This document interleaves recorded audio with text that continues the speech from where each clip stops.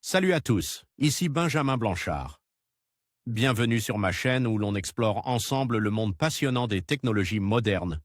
Si vous êtes intéressé par les dernières innovations et que vous voulez rester à jour sur ce qui change notre quotidien, pensez à vous abonner. Aujourd'hui, on va plonger dans un sujet incontournable des nouvelles tech. Prêts à découvrir? C'est parti!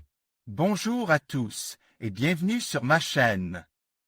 Aujourd'hui, je vais aborder un sujet fascinant et d'actualité, la guerre en Ukraine et son impact sur l'utilisation des crypto-monnaies par les États.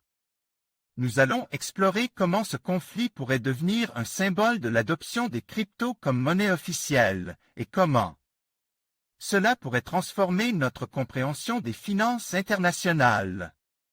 Je vais partager avec vous des analyses, des chiffres et des témoignages qui illustrent cette évolution.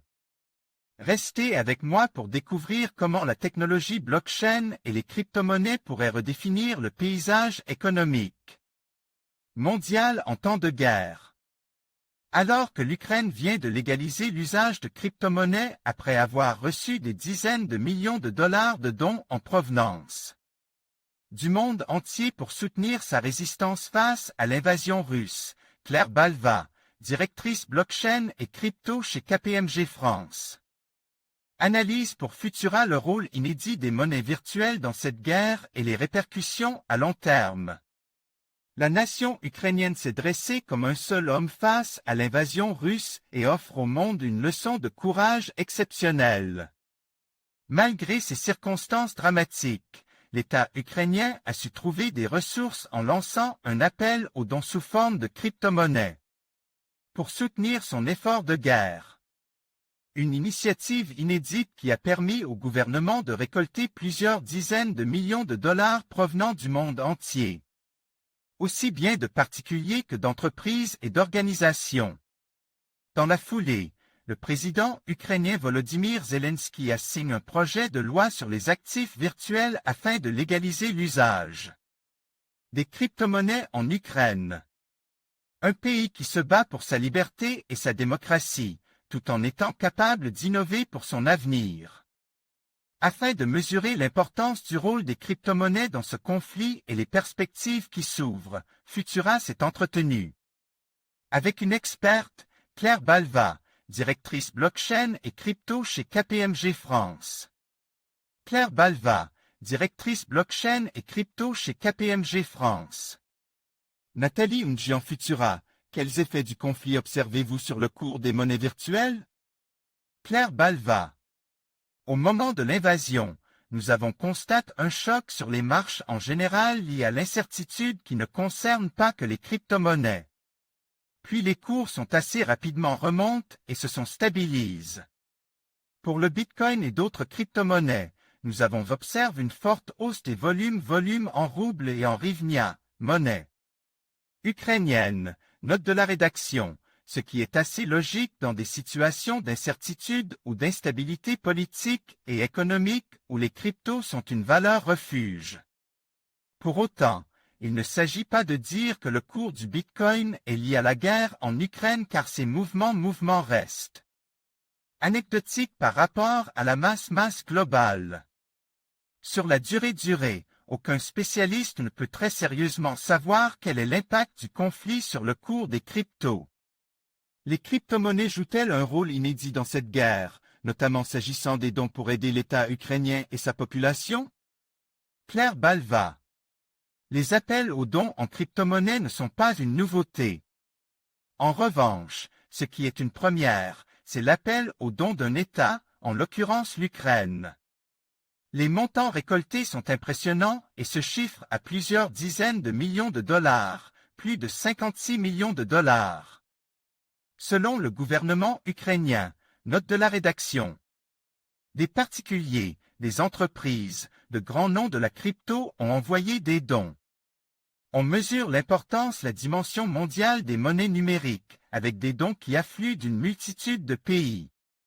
Le gouvernement ukrainien a utilisé une partie de ses fonds pour s'équiper et s'armer, avec en face des fournisseurs qui en jouent le jeu en acceptant les paiements en crypto.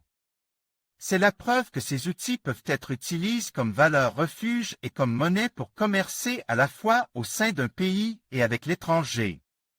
D'ailleurs, on observe de plus en plus que les cryptos sont utilisés comme des monnaies alors que les banques centrales s'évertuent encore à nier ce fait.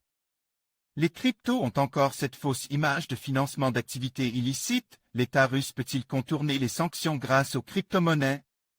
Claire Balva. J'entends beaucoup parler de cette éventualité. Mais en pratique, c'est très compliqué.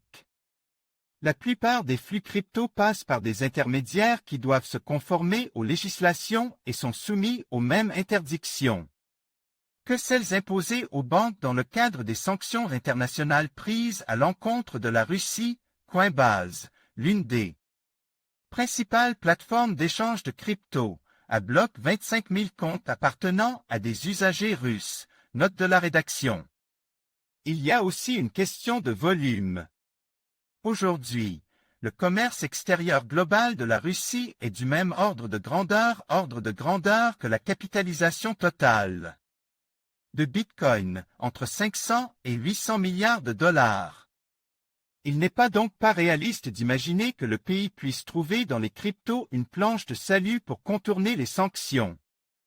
J'ajoute que les cryptos ont encore cette fausse image de financement d'activités illicites. Il est important de démentir cela car il prouve que les montants des transactions illicites en crypto sont plus faibles qu'avec les monnaies fiat, notamment l'argent liquide.